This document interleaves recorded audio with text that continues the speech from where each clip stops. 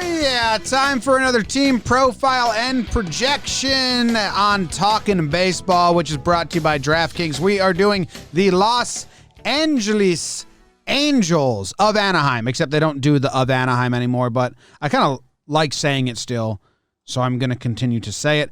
They are going into their 11th season with Mike Trout.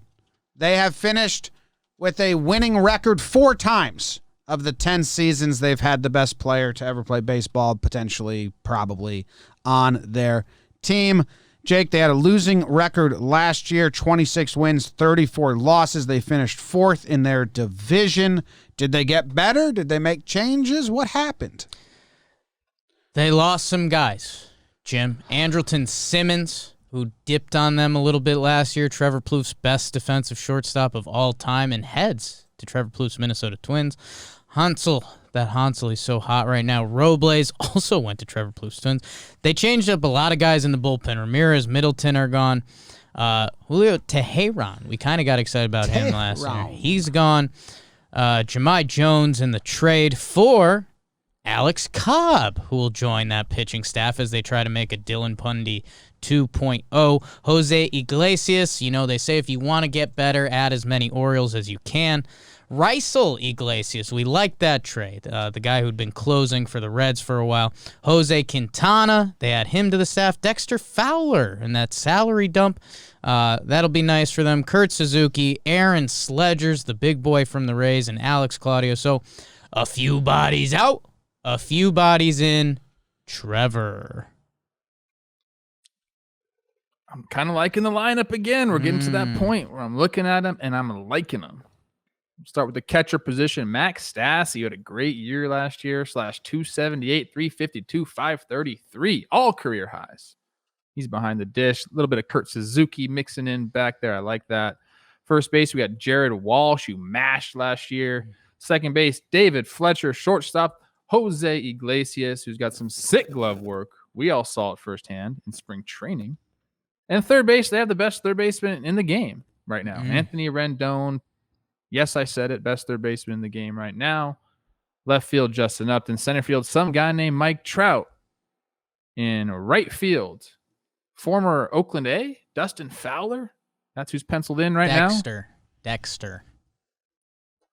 The sheet is wrong, and I just read it like I was Ron Burgundy on Anchorman. My sheet says Dexter. Mine says Dustin. So, no big deal. Dexter, he's on our hot boy list. Obviously, I know Dex, my guy. DH / starting pitcher / some people say the most talented player in all of baseball, Shohei Ohtani. So can't wait to see what he does this year. Jim, now we got to move it to that rotation. Sharing the bump with Ohtani, you have Dylan Bundy, who served bugs on a silver platter to Jake last year, broke out with a 3.29 ERA. Andrew Haney, he's a lefty. Jose Quintana, he's a lefty. Griffin Canning, they think, can stabilize the rotation. And then you have Alex Cobb, like Jake said, and Ohtani, if he's pitching, which I think he is. Raisel Iglesias, they got him. He's going to be the closer with Mike Mayers, Felix Pena, Ty Buttrey. That's what they got. Now, a lot of people expected them to go get one of the big pitchers that got moved. Snell got traded. Darvish got traded. Bauer was out there. Tanaka was out there. Odorizzi was out there. Paxton was out there. Taijuan Walker. They didn't get any of them. They picked up Griffin Canning, Jose Quintana, and Alex Cobb. As of right now, Odorizzi is still a free agent as we record this. Yes. So they could do that. I mean, we wanted the big splash. It's been the same issue for this team the past decade. The pitching hasn't been enough. And they brought in some new bodies, Quintana and Cobb, MLB guys. What do they still have in the tank? We'll find out. Cobb was nice to us for 5 minutes, so I like him. You would have liked to see them add the top-end guy so you didn't have to worry about that. Because right now, I mean, it looks like there's about 6 guys that you wouldn't mind having as your 4th starter. Griff Canning, young, and has done some decent stuff in MLB. Andrew Heaney, solid, just solid. Dylan Bundy had that transformation last year. Hopefully he can continue that. Quintana Cobb, what do they got? And Shohei Ohtani, who's, the most talented of that bunch, but they're going to handle him with kitty gloves. I mean, all-time kitty gloves as he's coming off of a couple injury-riddled seasons. So we'll see what that looks like. And, you'd like to see another name in the pen you're more familiar with. I know Mayers was good last year, but you'd like another guy that you see on the mound, and you're like, oh, nice. Yeah. He gets dudes out. Yeah, everything is like, Haney had a ERA plus. We'll go to that because it's kind of easy to say average, above average. 101 last year, 1% above average. 94 the year before that, 101 the year before that. Like the ERA is going to look worse than that. But it's just a lot of those guys were like, hey, he could be a stable guy in the rotation, but no one, unless Shohei's there and Bundy's doing it again. And everyone else takes a jump. Like, even if Bundy maintaining last year for a full season, I think is an ask, not a given. I don't think they have a given in their rotation. I think Haney's a given, but it's just what is he given? Have a 4 ERA? Yeah. Like he's gonna be. So they don't have a given under 4 ERA guy. No, not under 4. Well, that's not great, right? No.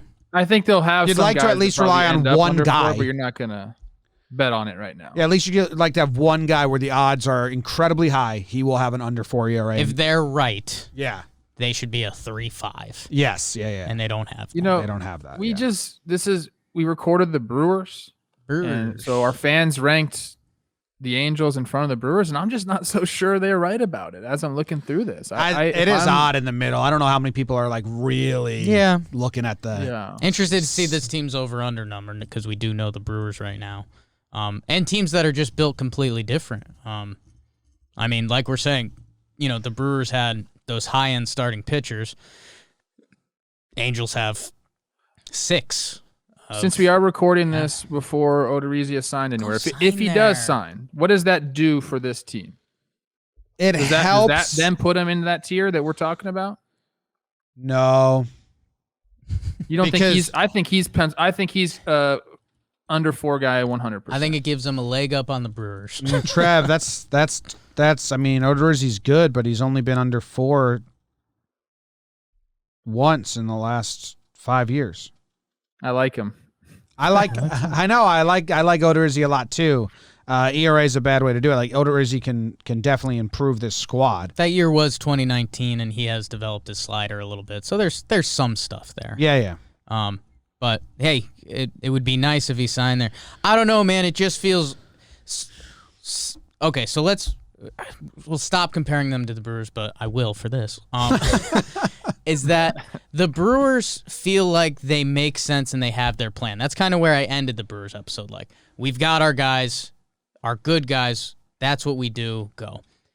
The Angels, you wish they either had another bat to go with Trout or Rendon. You wish they had another starting pitcher. And, hey, maybe it is Odorizzi, maybe it's not. Or you wish they had everywhere I look on this team, I wish they had another, whether it's a bullpen guy, a starting pitcher, or a hitter. That's not a good feeling. Yeah, they have so much talent. They have Trout, really Rendon. high-end talent. Ohtani's interesting. He's throwing bullpens as of now. We're recording this on February 26th. He's throwing bullpens. He's hit 97 mile per hour. I've always said he's way more valuable as a pitcher than he is as a hitter. If you're going to choose one or the other, or baby him one or the other, and especially for the Angels as well. If you can go and Ohtani's in the starting rotation and pitching, that's way better than hitting. If you had to make the choice, it's just for their team 100%. Even for skill wise, lefties that throw 100. He's full go. Throws right. Like he's full go. I don't know. I always what think that because means, he's a lefty hitter. Yeah, and I was with you. That was my stance when he came over. That 2018, man, he had a 925 OPS, a 151 OPS plus, 22 homers in 104 games. Like, I feel like we've seen enough of it that you kind of can't harness that, because then what if you are the Angels and your season's going and you've decided you're only going to have Ohtani be one way?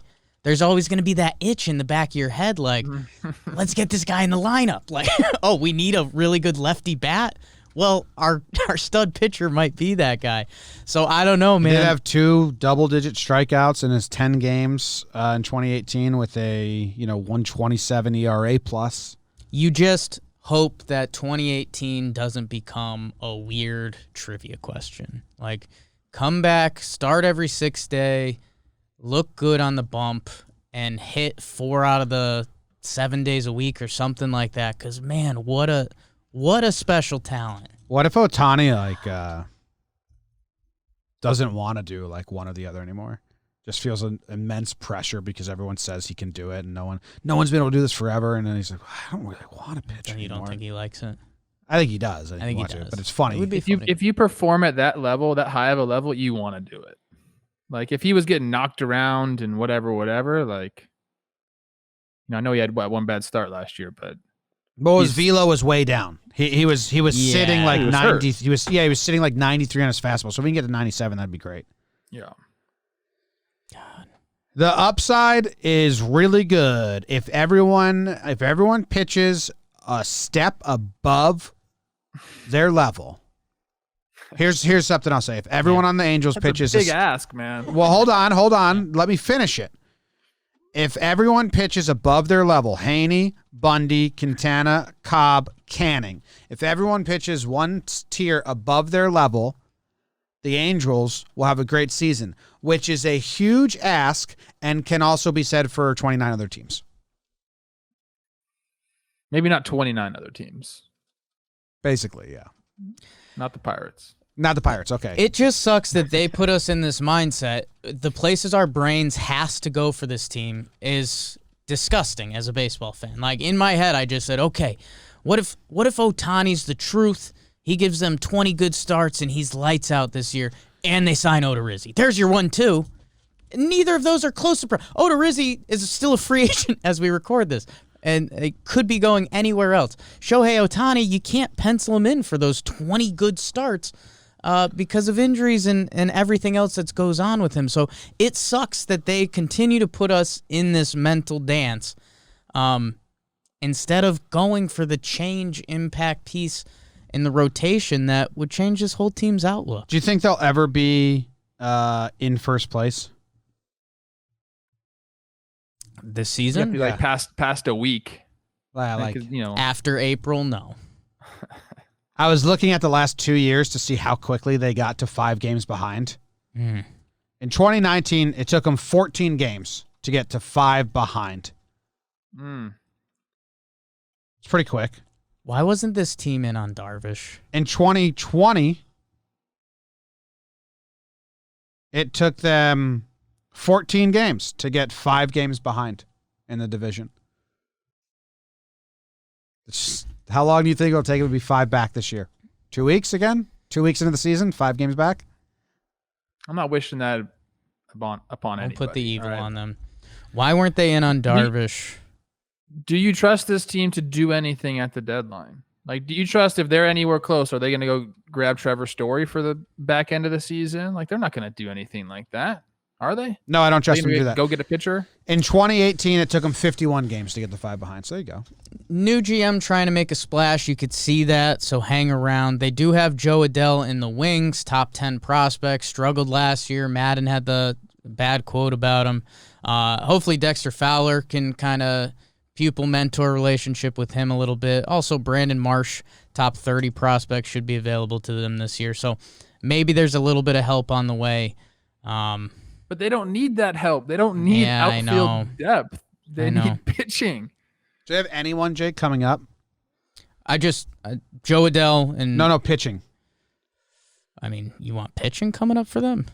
Do they have anyone that like the fan base is excited about? I think they're excited about Barria a little bit. Jaime Barria, he's young. He pitched pretty well last year. He had a terrible 2019, but he had a good 2018. So for a 24-year-old, he's already got a good amount of big league experience. And right now they kind of have him as their swing man. So I don't know if exciting's the word. I don't watch a ton of Berea. I'd love to hear what the Angel fans say. How about Hector Yan? What about Hector Yan? From the DR, very smiley. He's a lefty. Big time. He's 5 feet 11 inches tall. Yeah. Hasn't pitched above A ball yet. Yeah. But lit up. What's the FGW? Florida Gulf West? Yeah, he lit up for Florida Gulf West last year. That's huge. In 3.1 innings. That is big stuff. Hector Yan. Put him on your board. Hector Yan. Just don't know, man. I just do not know. Stop calling yourself Los Angeles Angels, too. I think that's a step in the right direction. Okay. You want them to be, you think as soon as they're honest with who they are and where they're from, they'll be better? Orange County Angels. Just do that. Oh, the OCA? I love that. I like that as well. Wow. We didn't talk about Trout at all. I don't think we have to. He's really good. He's going to be really good. Trout, David Fletcher, internet favorite. It's going to put it in play. Rendon, Trev with the number one third baseman. I do think that's debatable. The name that both of you guys kind of gave an eyebrow raise at was Jared Walsh. This guy was a prospect for them, and it kind of didn't click. And then he came up last year, and I think, the light bulb went off or whatever you label it. In 32 games, which, again, small sample size, it was half of last season, he had a 971 OPS. So if he can be an impact piece for them, that changes things significantly. Would love if Fowler could do their thing. I don't know. This lineup you can talk yourself into 8 out of 9 guys in this lineup. Iglesias raked last year. He started DHing for the Orioles. Justin Upton, I don't know, man. Find it, because right now you're hurting the Angels. And hey, I'm no machine. I just Albert. Potentially his last year with the team. He'll be juggling some time. He still hits lefties, I think. So I don't know, man. I don't know. Go get Odorizzi, have the Padres Darvish trade canceled and trade for him, and I think we're on to something. Okay. Do you love how Trout said he had a bad year last year? Yeah. He was like 5th in MVP voting, and I mean, it's all relative, man. Damn. Do you know how many fastballs David Fletcher swung and missed at last season? 11. Ooh. He faced 618 of them. 12. 35. Yeah, it's around 35 to 40. Okay. 6.7%. Good bat to ball ratio. Jake, question? Can this team win the AL West? No. Okay. No. Okay. No. Okay. I'm looking at Mike Trout's baseball reference page, and it's porn. Yeah. I didn't even know that Max's fun stat had to do with whiff percentage, but this is fun for Angels. The offense is fun to watch. Among the 7 players who whiffed at under 4% of sinkers they saw in 2020, 3 of them are members of the 2021 Angels infield: David Fletcher, Iglesias, and Rendon. So all those guys have great bat-to-ball skills when it comes to the two-seam fastball. As for the over-under, which we talked about earlier, seeing how it related to the Brewers, the DraftKings over-under for this squad is 83.5. The Brewers was 82.5. So claps to our audience for just ranking their butts off. How about that? I'm taking the under. You want me to go? You want me to go? Because please. I'm going to put all the pressure on you then. I am also taking the under because I'm sort of rooting for it to happen. I don't say that about a lot of teams, but you guys know my feelings. No, I mean there's definitely energy with this franchise that like they need to almost kick the curse in a big way, and they just don't do the move that has the potential to do that. I'll go over. It would be the first time they won that many games since 2015. So it would be it's been 5 seasons since they saw an 85 wins. I think they would have had a better chance last year. They got off to a slow start, and then Rendon, Trout started to kick in a little bit. Anthony Rendon, man. I mean, that's an impact player in his prime. Ohtani, if he can bounce back. And you can talk yourself into a lot of this lineup. And more importantly, I do think the A's and Houston have taken steps back. So I'll take the over on them. I just don't like the pitching. Like I said, everyone needs to tick up. There's no guy who you're like, that guy's going to go and give you a season. Yeah, but I think they can. Trust me, they can. Of those 6 names, I think 3 of those guys can work, and I think that might be better than where their staff has been. They're like a worse version. Everything we said about the Rangers staff for the 2020 season is kind of what we're saying about the Angel staff, but even a more worse version.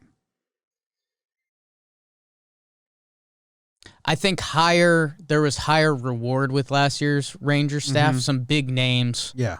I think this staff has lower risk and lower reward. Yeah. Yeah, I agree with that. All right. But hey, Griff, you're 24 and you've pitched decently. Figure it out.